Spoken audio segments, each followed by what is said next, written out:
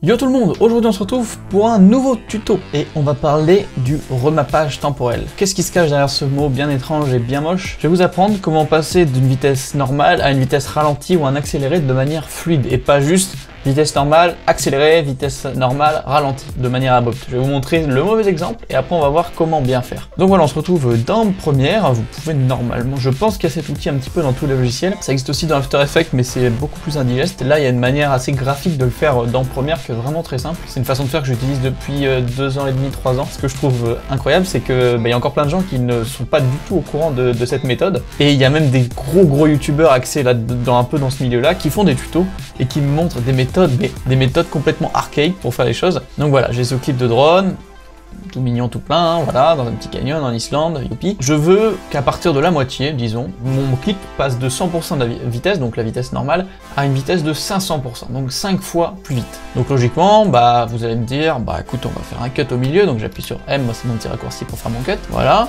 Et puis bah là, je vais cliquer sur la partie de droite, et puis je vais faire CTRL R pour faire popper vitesse durée de l'élément, le petit menu là. Vous pouvez aussi le faire en allant ici et où est-ce qu'il est, vitesse durée. Voilà, et puis là du coup je vais mettre 500. Voilà, donc évidemment le clip s'est réduit puisqu'il est 5 fois plus rapide. Et donc logiquement maintenant si je regarde, c'est vitesse normale et paf d'un seul coup accéléré. C'est laid, c'est moche, on n'en veut pas.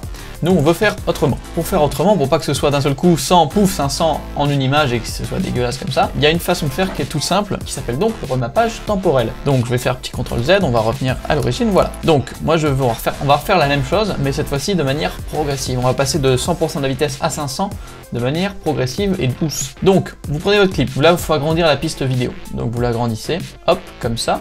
Je vais venir ici, clic droit, remappage temporel, vitesse. Et donc là, vous voyez que vous avez une petite barre qui est apparue. Alors cette petite barre, en fait, ça représente votre vitesse. C'est-à-dire que si vous descendez la barre, vous voyez qu'il y a des petits pourcentages qui s'affichent, et là, c'est la vitesse de votre clip. Donc vous la descendez, vous passez à une vitesse inférieure, ou si vous la montez, vous pouvez aller comme ça jusqu'à 1000%. 1000% x 10. Donc moi, je veux qu'au milieu, mon clip, paf, il aille à 500%. Je vais venir me mettre à peu près donc au milieu, là où je veux que ma transition de vitesse opère. Je vais aller appuyer sur la touche CTRL, je vais venir cliquer sur ma petite ligne, il y a un petit plus qui est apparu, vous voyez à côté de la souris, et je clique, et là ça amène une clé. Oh mais c'est incroyable. Donc du coup maintenant on a bien deux sections. Et donc la partie de gauche, on veut qu'elle soit à 100% à vitesse normale, la partie de droite par contre, on va la monter avec la petite barre à 500. Et oui, alors on va la monter, tac, tac, tac, tac, je vais essayer d'être 500 pile, voilà. Voilà, là je suis à 500. Donc actuellement si je regarde, j'ai toujours le même effet, c'est pas beau parce que c'est abrupt. Et regardez là, si je viens proche de ma petite clé, il y a des petites flèches qui sont apparues. Et si je maintiens le clic et que j'étire, oh, mais qu'est-ce qui se passe? C'est dingue ça! Et en fait, vous voyez qu'il y a une petite pente qui s'est formée. Potentiellement, vous devez commencer à comprendre le truc. Oh, mais dis donc, c'est déjà vachement mieux, ça devient progressif. Comme vous pouvez le voir, la petite pente, plus elle va être pentue, plus ça va être abrupt comme transition de vitesse, et plus elle va être souple et plus douce, plus la transition de vitesse sera douce et souple. C'est tout simplement, c'est graphique en fait, c'est tout bête. Si vous voulez un truc vraiment smooth, bah vous pouvez l'agrandir. Donc là, il faut retirer un peu votre clip par moment.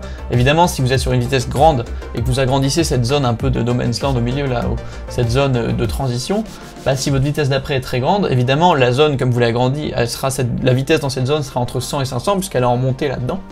Sauf qu'évidemment, vu qu'on a une vitesse rapide, bah, le clip va s'écourter quand même, puisque bah, dans cette zone-là, je suis entre 100 et 500% de vitesse. Du coup, ça devient quand même plus rapide. Mais voilà, en attendant, on a quand même un truc qui est vachement plus fluide, et c'est cool, et c'est ça qu'on veut faire, c'est pas du tout la méthode de 100-500. Ça c'est laid, c'est pas beau, on n'en veut pas. On va faire la même chose, mais pour un ralenti cette fois-ci. J'ai ce petit clip tout sympa, avec le petit geyser qui explose, donc là vous voyez qu'il est à une vitesse déjà ralentie. Faut savoir que donc là, le clip va être enregistré en 180 images secondes et que ma timeline actuellement est en 24 images secondes. Je ne reviens pas sur les bases de framerate, tout simplement c'est des mathématiques simples. On a 24 images secondes sur la timeline, on a un clip à 180 fps, 24 x 7,5 ça fait 180. Mon clip, je peux le ralentir x 7,5. 100 divisé par 7,5 ça fait 13%.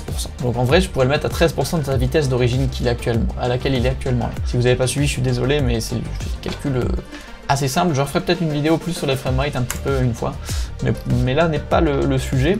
Pour que mon clip soit à vitesse normale, je vais le mettre à 750% de la vitesse. 100 x 7,5, 750, voilà. Et donc maintenant il est devenu tout petit bien sûr. Hop, ça c'est la vitesse réelle, donc évidemment c'est très rapide. Et on aimerait bien quand même profiter du moment, vous voyez, je vais zoomer un petit peu. On revient clic droit, remappage temporel, vitesse. Et donc on va dire que à partir d'ici, je veux que mon clip aille au ralenti. Donc il est en vitesse réelle au début, ici il va au ralenti jusque là, Et là, il repasse en vitesse réelle. Donc on a une première zone ici qui est vitesse réelle, une zone du milieu qu'on va ralentir et une zone dernière zone qui est vitesse réelle. Donc en fait, tout simplement, mes zones de chaque bout sont déjà à vitesse réelle. Ce que je vais venir faire, donc j'ai dit tout à l'heure que je pouvais mettre mon clip à 13% de sa vitesse d'origine. Du coup, je vais venir le descendre.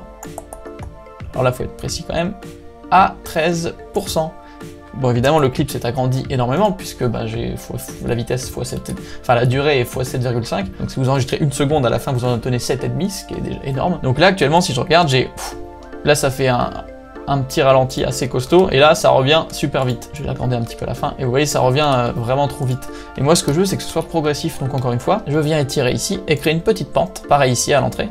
Donc vous voyez que ça déplace tout le graphique quand je le fais là, parce qu'en fait, comme je vous le disais tout à l'heure, la pente que je vais mettre là, dans la durée de cette pente là, de cette pente ici, bah la vitesse est entre 100% et 13. Mais du coup, il y a quand même une bonne partie, si on fait une moyenne, qui est autour de 40, 30, enfin du coup accéléré x3 évidemment, donc le ski à derrière va être raccourci, c'est logique, puisque vous allez quand même accélérer, vos clips ne sont pas complètement ralentis durant cette petite période.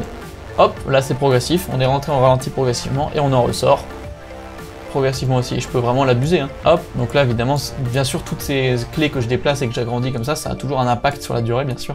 Et là, c'est même encore plus sympa. Vous voyez, ça ressort vraiment de manière progressive du ralenti. Donc voilà comment faire de bons ralentis avec le remappage temporel. Et je vous montre juste très rapidement qu'en fait, vous pouvez retrouver l'effet dans vitesse, remappage temporel ici dans l'option d'effet. Je trouve personnellement que c'est indigeste dans cet endroit-là et que je préfère largement le faire de façon graphique. Chose à savoir aussi, c'est que bah, évidemment, si vous avez un clip qui est enregistré en 24 images secondes et que votre timeline est en 24 images secondes, vous n'allez pas pouvoir faire de ralenti même avec cette technique. Ça, on va le voir dans un prochain tuto. Comment un peu tricher. Mais donc voilà, vous pouvez pas le faire. Par contre, vous pouvez faire des accélérés de manière fluide quand même, bien sûr.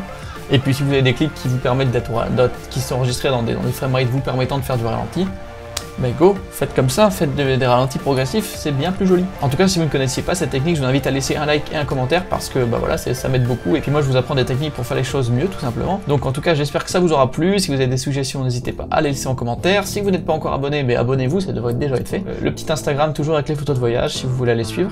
Et puis bah, on se retrouve pour la prochaine. Ciao!